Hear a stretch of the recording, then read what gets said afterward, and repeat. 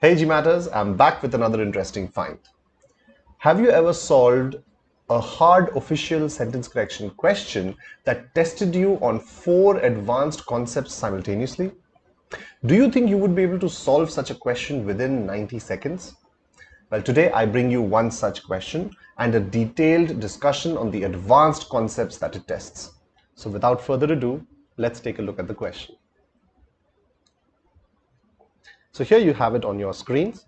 Please pause this video and give this question a fair attempt. All right, assuming that you've solved this question, let's take a look at the statistics. As you can see, only 39% of the test takers managed to get this question correct. And what's more interesting is that we have takers for almost every answer choice. Of course, the least favorites are A and C, but the most favorite incorrect choices are D and E, with E being at a whopping 32%. So clearly, the numbers indicate that this is not an easy question. But why is that? Let's dive into these and see if we can identify any differences, any reasons as to why this question is so difficult. All right, so let's start. And I'm going to use a different color combination for each of the splits that I can identify in this particular question. Now, let's start with the first and the most obvious split, and that is the difference of the dashes versus the commas. Okay, so clearly we have a group of words that come after these. So the question at hand is, which is the correct punctuation to use for each of these separate types of phrases? Interesting. Next, let's look at the next split. The next most obvious thing that I can see is that we have comparisons on our hands, right? So we have the word than in every answer choice. So clearly we have, this marks the start of a comparative clause. And as you can see, out of these 5 choices, 4 of them have a subject after than those, than the people, or than the ones. But only choice B does not have any noun or subject after than. So this is a crucial difference, and just maybe it could be the reason why a lot of people eliminate answer choice B. Well, we'll come to it in a bit. Now let's look for the next difference.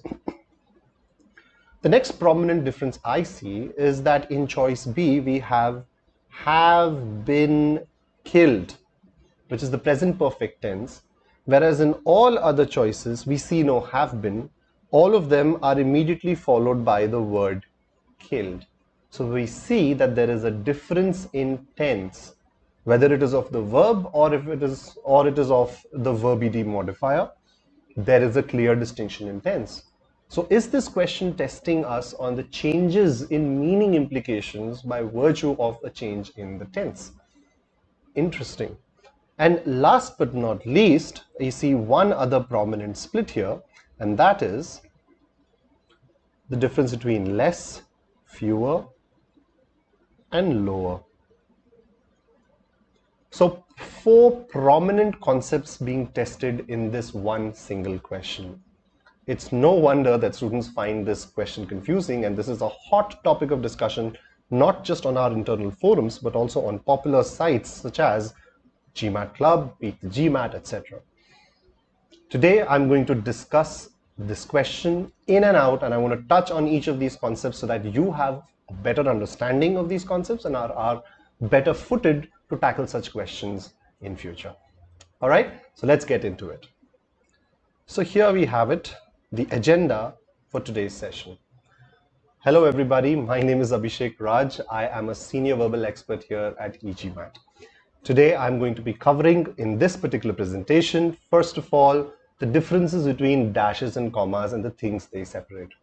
Second, I'm going to touch upon very quickly what ellipsis in comparison is all about and how to identify parts of comparative clauses that have been omitted and whether such clauses are correct or not. Third, we're going to look at parallelism of tense. We're going to see the meaning implication of tense changes in answer choices. And last but not least, we're going to have a very quick glance at the difference between the words fewer, less, and lower in the context of this particular question. I hope you're excited. I know I am. Let's get cracking. First, we're going to begin with dashes versus commas. Now, this is a pretty heavy concept, so please bear with me. I hope you have your notebooks ready in case you need to take down something important. Now, I know it seems to be a little cluttered here, but bear with me. Now, as you can see, there are punctuations missing from these 6 sentences. All right, I'm going to use the color red so that it stands out clearly where I place the punctuation. Now, what I want you to do is figure out which of the following 3 punctuations can be used in the spaces that you see in this particular question. Let me write down these 3 punctuations here. So the 3 punctuations that you need to choose from are number 1, a comma. You need to use dashes or parentheses. Okay, so these are your alternatives: commas, dashes, or parentheses. Now you could use a pair, you could use just one depending upon where this particular phrase that needs to be separated has been placed in the sentence, but I think you get what I'm trying to say. All right, so switching back to red now. All right, let's start with the first sentence. James Bond, the MI6 agent, is dead. Now, before you choose a punctuation, you must be wondering, or rather you should wonder, what that phrase that is being set aside is actually doing in the sentence. For example, here I can quickly draw your attention. I'm sure you must have identified it by now already, that we are talking about this phrase MI6 agent. Clearly it is not the subject because the subject is James Bond and the verb phrase is dead. So what is this phrase doing here? You guessed correct, it is a modifier. So this is what we call a noun modifier. Which is the noun that it is modifying? James Bond, obviously, right? This modifier happens to be in the form of a noun phrase. Do you see that this is a noun phrase? Yes, now this is a small trivial matter, but at least we know that it modifies the noun preceding it. How do we separate these things? Can I use commas? Let's try it. What if I placed a couple of commas here? Would this sentence be correct? The answer is yes. Excellent if you got this right. Let's quickly go to the second one. James Bond, who always puts his life on the line to save others, deserves this award. Interesting. Now again we have a modifier here, but in this particular instance we are not dealing with a phrase, we're dealing with a relative clause or a dependent clause. And this clause modifies the preceding noun, James Bond. Just the way the phrase MI6 modifies James Bond in the first sentence, this clause modifies James Bond. So can I use commas to separate it? Or should I use commas, or must I use commas? The answer is I must use commas. Why? You can share it in the comments, but for now we need these commas because we are providing additional information about a person called James Bond. This is not essential information or restrictive information, right, as they say. So we need to use commas to separate this particular modifier. So there you go. The second sentence now looks correct. Let's quickly jump to the third one. James Bond is dead, a bitter truth that cannot be denied. Can I use a comma to separate this? Yes, I can. Is this a noun modifier? The answer is no. What is this called? This is called a noun plus noun modifier. Or at least we at e-GMAT call this a noun plus noun modifier phrase. Okay, if you're interested in the technical terms, these things come under the broad category of absolute phrases. That's only if you're interested in the technical jargon. But we believe in simplifying grammar. Focus not on the technical jargon because you're not going to get any brownie points for knowing what these things are called in the exam. You must instead focus on what they look like and what they do. All right, so coming back to that and seeing what exactly the sentence is telling us, you will be happy to see that this particular phrase, a bitter truth, constitutes a noun and a noun modifier. This noun modifier is usually in the form of a natural adjective or a verb ed or verb ing modifier, also known as participles, or a relative clause. Right? So such phrases which are of this particular constitution and which are placed in the sentence separated by a comma are typically called noun plus noun modifiers for the sake of simplicity. But what's interesting is that these normally occur in three distinct types. So if I club these three sentences together, and if you go through these examples one by one, you will see the minute differences between these three types of noun plus noun modifiers. Let's see. James Bond is dead, a bitter truth that cannot be denied. In this particular sentence, this noun plus noun modifier summarizes the entire idea in the preceding clause. It's a fact that James Bond is dead, and this fact is a fact or a bitter truth that cannot be denied. So this first noun over here summarizes the entire idea before the comma, and then we attach a modifier that modifies this new noun. Isn't that interesting? Let's look at the second one. Long live James Bond, the super spy that had no equal. Once again, we have noun plus noun modifier. What does it modify this time? This time, the super spy does not refer to the entire preceding clause. The super spy merely refers to James Bond and not to the preceding clause, summary of the preceding clause. Do you see that? So we can also have noun plus noun modifiers talking about just the preceding noun. Moving forward to the third category. James Bond is dead. His ashes scattered on the Thames. Now, another interesting sentence, I'm sure you've come across such examples. Is this a noun plus noun modifier? Well, it certainly is. His ashes, noun, verb ed modifier, scattered on the Thames. So we have a noun plus noun modifier. So clearly James Bond was cremated after his death and his ashes were scattered on the Thames, right? So James Bond is dead, comma, his ashes scattered on the Thames. You see how that works, right? Now, are we summarizing the entire preceding idea here? Is that what his ashes stands for? Of course not. Is this modifying the preceding noun dead? Is dead even a noun? Of course not. This does not fall into the neat categories of the preceding two. The first one summarized, the second one resumed the discussion of the preceding noun. This one seems to talk about a related subject, a closely related subject to the preceding clause. Again, we can even call them absolute phrases, but let's not worry about that. Let's just focus on these three distinct applications and put them all comfortably under the category of noun plus noun modifiers. But getting back to the focus of this session, right? These are just to be, exhaustive and thorough in terms of discussing the types. But what's important to understand here is that we are using commas to separate all of these. And that is very, very, very important, right? We have two categories discussed so far. One was, the first two are noun modifiers. Let me write that down somewhere. So these are noun modifiers. These are noun plus noun modifiers. So we have these two neat bundles here, and we saw that commas are used to separate these. Okay. Now, can we substitute these commas with dashes and parentheses? Let's check. So now let me erase these commas and let me try to insert dashes. And what I want you guys to do is tell me whether these sentences are still correct. Oops, missed one. Would you say these sentences are still correct? The answer is yes, they are perfectly correct. This means these two groups of entities that I've just discussed can be separated not just with commas but also with dashes. They make no difference to the meaning of the sentence. The roles remain the same, the ideas remain the same.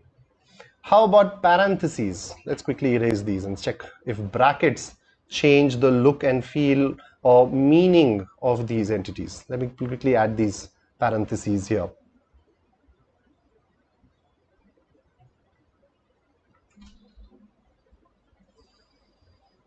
What do you think? Are these sentences wrong now, or do they still convey the same meaning? The answer is they still convey the same meaning. This means commas, dashes, and brackets or parentheses are interchangeable when it comes to these two types of phrases, noun modifiers or noun plus noun modifiers, right? All of these punctuations are used or can be used to set aside, and I'm going to write this word down over here somewhere, to set these words aside. And this is an important word, and I'm going to come to it in a bit. We are setting these aside from the main part of the sentence. Why do I say that? Because at the end of the day, the sentence, the actual part of the sentence is James Bond is dead, James Bond deserves this award, James Bond is dead, long live James Bond, and James Bond is dead. This is the meat of the sentence, the crux of the sentence. The other things are just modifiers. Okay, so what we are doing with the help of commas or dashes or parentheses in each of these cases is that we are setting these groups of words aside, which is why these phrases or such phrases fall under the broad category of asides in standard English. And this is a term that you could look up. You find this in a lot of grammar books. In case you've already heard of it, well, there you go. But now let's draw our attention to the sixth and final sentence on your screen. Now this is the most important takeaway from this particular slide, so please pay attention. Now what happens here? Can you read the sentence carefully and quickly and tell me, are we dealing with a noun modifier or a noun plus noun modifier on our hands here? Let me highlight the portion for you. Before James was inducted to MI6, if only there were a worthier agency to be recruited by, he was an orphan living in a foster home. Okay, focus on if only there were a worthier agency to be recruited by. What is this part doing in this sentence? Is this a noun modifier? Nope. Is it a noun plus noun modifier?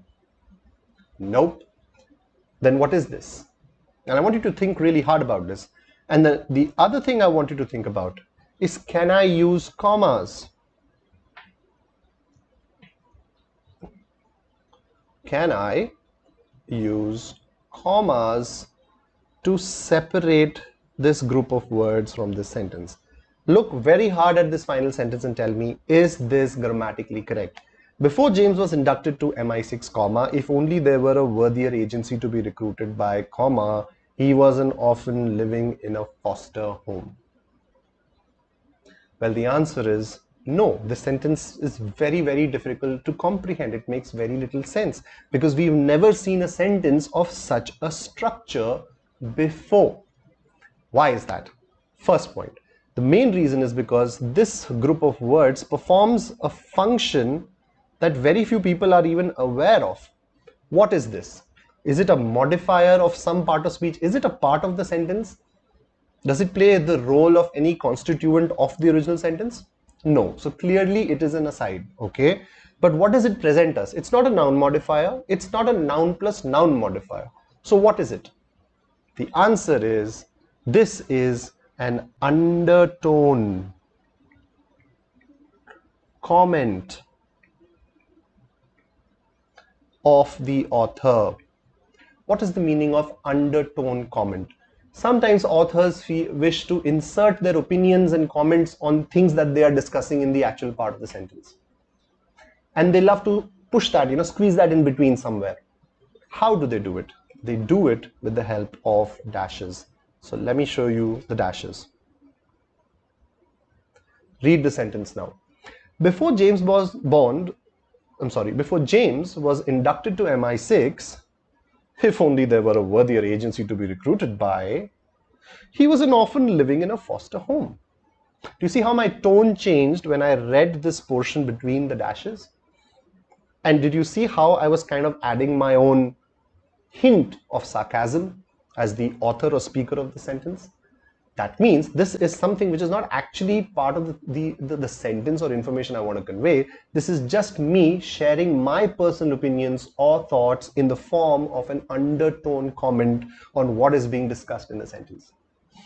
Please note, guys, this is an undertone comment. It's a very, very important piece of information and it is tested widely on the GMAT. I wouldn't be telling you all of this if it weren't important, right? So this phrase, which doesn't seem to perform any role, doesn't seem to modify one particular thing, and doesn't seem to be placed after the thing that it modifies, you know, it could turn out that way too, then it would be classified as an undertone comment. Now, can I use commas to separate this? Absolutely not. Can I use dashes? Absolutely yes. Can I use parentheses? The answer is yes. Do you see how even now the sentence is intelligible with no problems whatsoever? So when it comes to such undertone comments, we are allowed to use, let me write it over here, dashes and parentheses. And this is an important takeaway from this particular session. So all of these can be called asides, right? This term that I've written down over here, all of these can be classified as asides.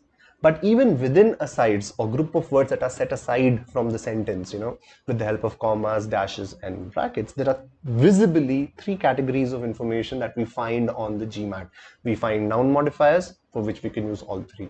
We find noun plus noun modifiers, for which we can use all three. But then we also have undertone comments, for which we can only find, or we have so far only seen, dashes or parentheses.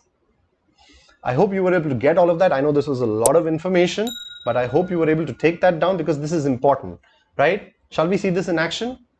Please pause this video and give this question a shot.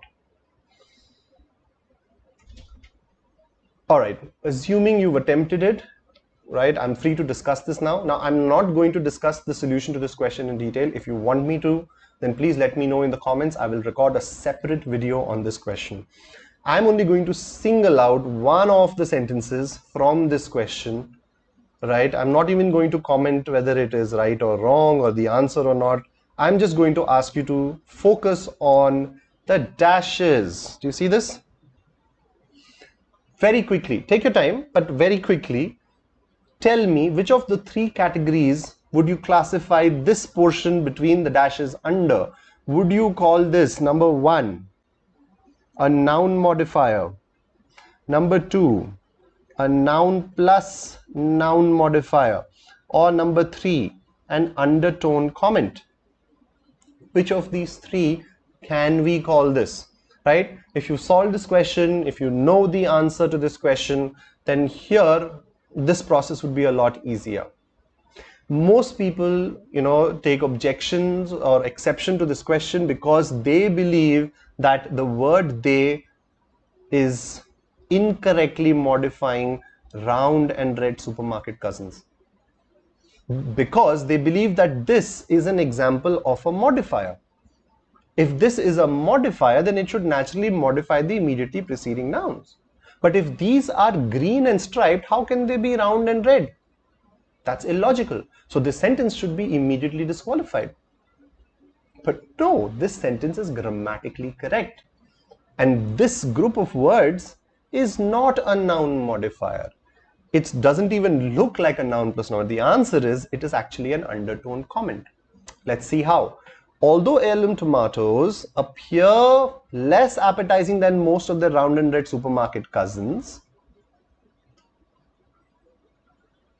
they are often green and striped or have plenty of bumps and bruises. This is the undertone comment. Okay, this let me highlight this part, right? So they are often green and striped or have plenty of bumps and bruises. So this is the undertone comment. So I'm saying, although heirloom tomatoes appear less appetizing than most of the round and red supermarket cousins, the undertone comment is normally placed after an idea is completed, usually after a clause. For example, here we have a complete clause, although it is a dependent clause. Although heirloom tomatoes appear less appetizing than their supermarket cousins, they are often green and striped. Okay, so this explains why they appear less appetizing. Do you see this? So this entire segment, highlighted segment, tells us why they appear less appetizing. They are often green and striped or have plenty of. So it's an undertone comment that tells us the reason why heirloom tomatoes appear less appetizing than most of the round and red supermarket cousins. That's what's going on over here. And then we have the continuation of the main clause, which is heirlooms are far more flavorful and thus in increasing demand. People who are unaware of undertone comments and how they can be separated with the help of dashes always get this question wrong, and in the countless queries that I've tackled on forums and in the webinars that I've conducted, this is a repeated question that I get asked repeatedly. And when I tell people that, okay, this is not a modifier, you should not be looking at it as a modifier. So long as you look at this as a modifier, you will get this question wrong. This is an undertone comment, and undertone comments are separated with the help of dashes and parentheses. I hope you're able to see that. Now let's quickly apply this to our question. Right now, this is our original official question for the day. Let's quickly read. Right now, only 7 people this century have been killed by the great white shark. This is the central idea. And then we have a modifier for the great white shark. Okay, and it's already been set aside. Which of these 5 options can we easily eliminate on the basis of the knowledge that we have just received? Well, the answer is C. It goes right out the window. Why? Because we have a relative clause, and a relative clause would refer to the immediately preceding noun. And at best, it would refer to great white shark. If we were to ignore this portion because it is an aside, either which ways, C cannot be correct. So C goes out the window right off the bat. Now, let's look at E. Only 7 people this century have been killed by the great white shark, the man-eater of the movies, fewer than the ones killed by bee stings. So now this is a modifier. Fewer in its own form, right? This phrase is modifying something. It is telling me something is fewer. And what has it been placed after? It has been placed after movies. So it seems to tell us that the movies are fewer than the ones killed. First inference. Second inference, at best it could modify great white sharks because of the aside there. Both ways it doesn't make any sense. What is actually supposed to be fewer? The number of people killed or have been killed this century. That is the one thing that is fewer in number. Correct? So if that is fewer in number, what is the modifier doing here so far away from the thing it intends to modify? That is a serious problem on our hands. This way, this structure cannot work. If I do want to add this at the end of the sentence, the only way I can do it is by making it an undertone comment with the help of a dash. So as you can see, both A and B use dashes. Can this information pass off as an undertone comment? This is the question you need to ask yourself. The answer is yes. Only 7 people this century have been killed by the great white shark. Fewer than have been killed by the bee stings. Perfectly good sense as an undertone comment. We will not worry about why it was not placed right after 7 people. Do you see that? For this confidence, we need to change that comma to a dash and make this an undertone comment. So long as we keep that comma there, we will constantly think, or it will constantly be gnawing at our brain that what is this modifier doing so far away from 7 people? And that is the takeaway from this particular concept, right? I've already showed you 2 official questions that test this concept, right? Stick around, maybe I will show you a third toward the end of this particular presentation. By the way, guys, if you're enjoying this presentation, I'm obliged to ask you to like this video, and subscribe to our channel if you haven't already. Please do also share these with anyone you might think would benefit from such videos, right? I'd be extremely grateful, all right? Okay, now let's get back to our session. So this is why, on the basis of just one concept, we can confidently eliminate 2 choices at least, C and E. Now you must be wondering, hey, what about D? Okay, let's come to D. Now D is a number lower than the people killed by bee stings. Now this is actually a noun plus noun modifier, right? And can we add noun plus noun modifiers with the help of commas? The answer is yes. If you're wondering, hey Abhishek, why isn't there a clause here? Well, you can add the clause, a number that is lower than the people, right? Again, there are other problems here which we are not getting to right now in terms of comparisons, right? I know you must be able to see that, but focus purely on the fact that this is a noun plus noun modifier phrase, and it can be placed strategically here after a comma and would not be a grammatical error, right? So on the basis of the concept of asides alone, we have no problems with A, B and D. And when I say asides, I mean commas, dashes or parentheses. Always remember that, right? In the context of these three choices are in the green. Okay, now moving forward, let's move on to the second concept. I hope you will understand this, guys, right? Do let me know in the comments, right, if there was anything I could do add to this in a future video. Now, the second most important concept tested in this particular question is ellipsis in comparison. What is ellipsis? Omission of text. Many times you find words and phrases missing from clauses. When does this happen? This normally happens when we have consecutive clauses with identical words or phrases. For the sake of reducing repetition, we omit the repeated words or repetitive words in the consecutive clauses. That is basically ellipsis in its essence. But ellipses can be of several types. The most commonly tested one on the GMAT is ellipsis in comparison, also known as comparative deletion, right? For example, if you look at the very first sentence here, more people arrived than we expected. Now, the comparative clause starts with your than, correct? Now, it appears that there is something missing here, doesn't it? Than we expected. What did we expect? How do we figure out what was omitted? Simple. Compare the comparative clause with the main clause or the principal clause. Compare it. See what was not repeated. Whatever was common was obviously not repeated. Now, what are we talking about over here? More people arrived. So we're talking about the number of people who arrived. Okay. Than we expected. And what did we expect? We expected people to arrive. So more people arrived than we expected people would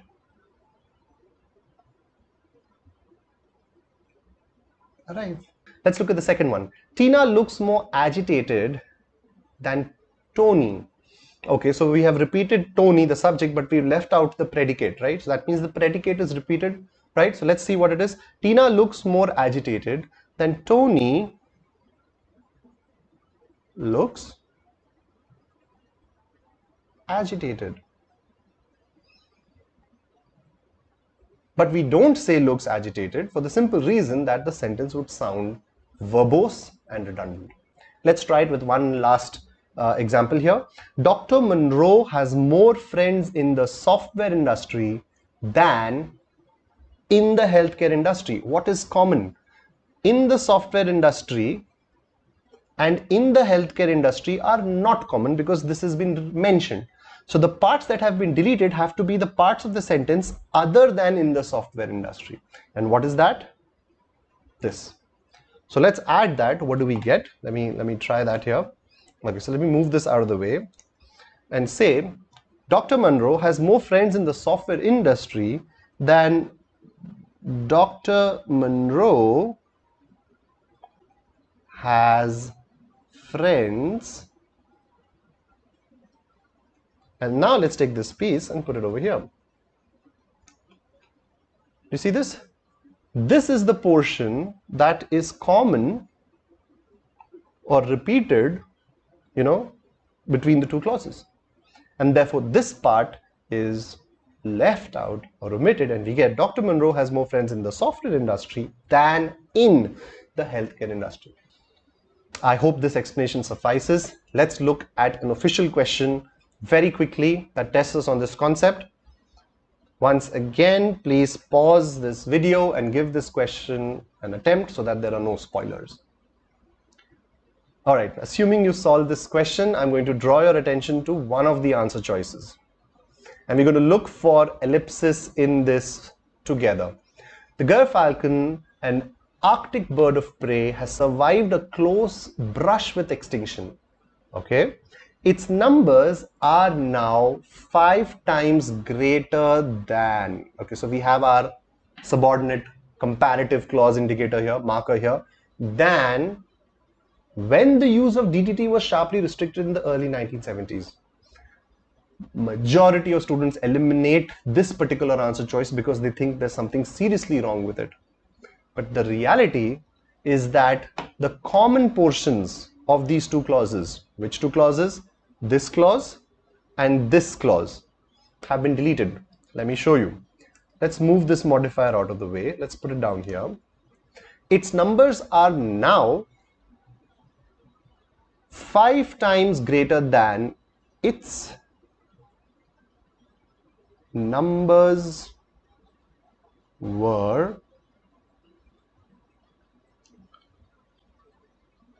when the use of DDT was restricted. Let me reduce the size of this so that it fits in over here and you're able to read it in continuity.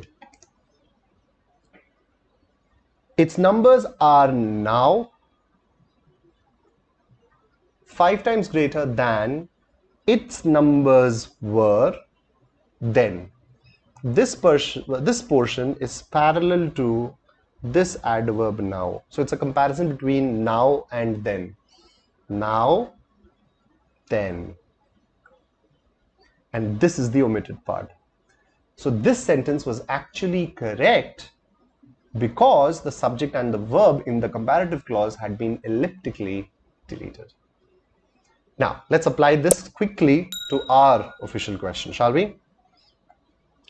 Now, I'm only going to focus on one answer choice, and that is the correct answer choice, B. A lot of students reject B for this primary reason. They do not see the subject right after than in answer choice B. So they think, hey, there's something missing here. There's crucial information missing from B. But the reality is that it's not missing. It has been elliptically deleted. It has been omitted for the sake of elegance. What? Okay, let me write it down. Right, so I'm just going to blot this out for now, and I'm going to write it again on the right. Okay, fewer than. Okay, so we're talking about only 7 people this century have been killed by the great white shark. Fewer than how many people have been killed by bee stings this century. As you can see now, the portions that have been deleted are how many people and this century. As simple as that. All right, let's move forward. The third concept that is tested in this question is parallelism of tense. Now, very quickly, I have written down 2 answer choices here from our original question. Now, the first one has fewer than have been killed by bee stings, and the other one is fewer than those killed by bee stings. But to understand this, we need to add an important piece of information to both these. This information has been deleted elliptically, and that is this century. Mind you, we are talking about this century. How do we know that? Because if you look at the original clause, only 7 people this century have been killed by great white sharks. Now, why do I say, why has the author used the present perfect tense? Because we're talking about the current century, from the start of the current century up to now. Now, we could be standing at the start of the present century, in the middle, or toward the end. It doesn't really matter, but we will be always standing in the current century. Now, let's take the 21st century, right? From 2000 to 2023, right now, so far, only 7 people have been killed this century by the great white shark. And I'm comparing this, I'm trying to signify this because I'm trying to say that it is not so serious because more have been killed by bee stings this century. So the only way to make a parallel comparison is if we have the bee stings also occurring in the present century up to now. And the only way to do that is to use have been killed with this century to make a parallel or a like for like comparison. Now let's apply the same information to the next answer choice. And mind you, all 4 out of 5 answer choices, A, C, D, E, have the problem that we see in the second answer choice here. Fewer than those killed by bee stings this century. Do you see this? Killed by bee stings this century is a conflict. Why is it a conflict? Because we talk about this century, so up to now. And the correct tense is the present perfect. 1. 2, we are not making a like for like comparison. Without have been killed, killed by bee stings becomes a more generic fact. You know, generally every century on average X number of people are killed by bee stings. That's when we would use the simple verb ed modifier killed. But not if we are only talking about the current century. I hope that was easy to understand. So we don't just need to memorize tenses and their formulae by rote. We need to be able to understand the meaning implications of changes in tenses, okay, as I have just demonstrated. So this error actually is in 4 out of 5 answer choices. So those who were able to spot this error were the ones that were able to mark the answer choice B quite confidently and easily. Anyway, moving forward to the last and final concept that I want to discuss in this particular question, and that is the difference between few versus less versus lower. Now again, very simple, most of you might already be aware of it. When you have countable nouns and uncountable nouns, right? With uncountable nouns we use adjectives of quantity, with countable nouns we use adjectives of number. Less is of quantity, fewer is of number. And since we are talking about people, which is a countable thing, less is incorrect, so we can straight away eliminate less A and C right out of the bat without even breaking sweat. The only other choice left is D, which says a number lower than the people. Now this is incorrect collocation. We do not use the word lower for numbers, right? Lower is in position, you know, vertical position, the lower floor, in a lower position. Those are the contexts in which the word lower is used correctly, not in the case of numbers, right? So for all of these reasons, choice B is the correct answer. So there you have it, dear test takers, the takeaways of today's session. Let me quickly summarize. It was a heavy presentation, I know. I hope you were able to stick around to the end. In case you're tired or exhausted, just bear with me for a few more minutes because I have 2 very interesting challenges coming up for you, right? But before that, today we looked at the following. I mean, we saw that some tough questions can test multiple challenging concepts, right? And knowing the basics can help us eliminate choices faster. After that, we looked at 3 prominent frameworks here. First was how to differentiate between noun modifiers, noun plus noun modifiers, and undertone comments, right? I hope you remember that. Then we have how to identify deleted segments in comparative clauses, the elliptical parts. And third, how the meaning changes when we change the tense of a verb or even of a modifier derived from a verb. Okay, guys, I hope you enjoyed this session, this presentation as much as I did. Very quickly, I'm going to leave you with 2 challenges for this particular presentation. Challenge number 1, you can pause the video and solve it, or you can come back to it. And this is challenge 2. Both of these are official questions, pretty challenging ones. And what's interesting is that I managed to find 2 questions that will test you on the concepts that I've discussed in this presentation. Well, that's it for this particular presentation. I really enjoyed bringing this to you guys. Please do comment and share your answers, right? First of all, I mean, if you could just write down the answer and why you thought it was so for each of the 2 challenges, challenge 1 and challenge 2, that would be great, right? Please do participate. And second, do share your comments as to how you're finding these presentations and videos that we're coming out with week after week. Is there anything we could do better? Are there any topics that you'd like us to touch upon? Any of your inputs will help us, you know, improve the content that we put out for your consumption, you know, and we would be very grateful to your participation. Well, that's it for now. Thank you so much. Until next time, happy learning.